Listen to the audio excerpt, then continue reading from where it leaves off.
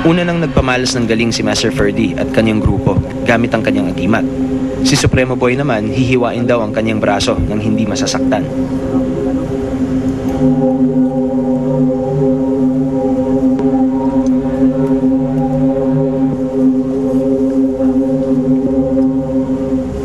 May mga mababaw na sugat at konting dugo sa mga parting hiniwa ni Supremo. Sugat man yan, pero hindi siya pumapaw na katulad ng sa iba. Ito yung outer layer lang ang susugatan. Ganyan talaga yan. Ika nga outer layer pero hindi siya tumatagos na katulad. Pero meron din lumabas na nasugatan din kayo? Nasusugatan din, pero sa outer lang. Ayon sa mga naniniwala, ang mga agimat raw ay nakakapagbigay ng ekstraordinaryong kakayahan sa mga tao. Ang sabi naman ng mga hindi naniniwala, posible raw na magkaroon ng kapangyarihan ang mga sinasabing agimat.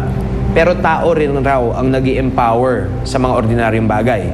Sino nga ba ang nagbibigay ng kapangyarihan kanino? Ayon kay Adam, lahat daw ng aming nasaksihan, madaling ipaliwanag gamit ang rules ng physics. Ang balat kasi ng tao, hindi yan basta mahihiwa. Bago mahiwa yung balat, kailangan mong ma-stretch muna. Tapos once na naka-stretch na siya, saka pa lang siya magkakaroon ng laceration. So, halimbawa, yung ginagawa niyo, wala akong agimat, ba't walang hiwa? Ang paghiga naman sa bubog na sinubukan pa mismo ni Adam, hindi rin daw nakakasakit o nakakasugat. Dahil bukod daw sa evenly distributed ang bubog, hindi rin basta-bastang masusugatan ang ating mga likod, pahigain man sa mga bagay na matalim. Kung susuriin ninyo ang katawan ng tao, may natural curve yan eh. So talagang hindi siya kumbaga nakaangat yan dahil ito nakausli, ito nakausli. So hindi talaga magkakaroon ng sugat yan. Samantala, ilang beses man daw dilaan ng apoy ang katawan ni Bunso, hindi raw talaga ito mapapaso. Ayon naman kay Adam, idinadaan lang naman daw kasi ang apoy sa iba't ibang bahagi ng katawan. Hindi, pag pinapasok lang ng ganyan, talagang mainitan siya pero hindi masusunog.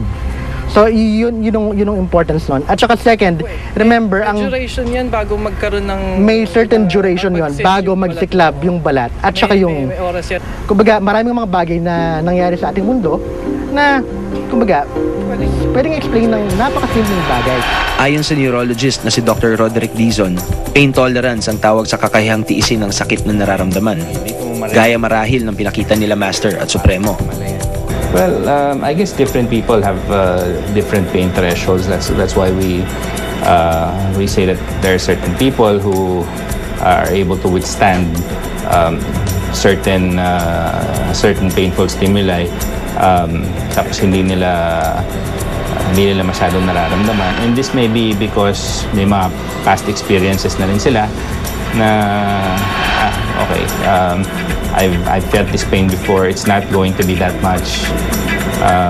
That's okay. Posible din daw na nasasaktan sila, hindi lang pinapakita.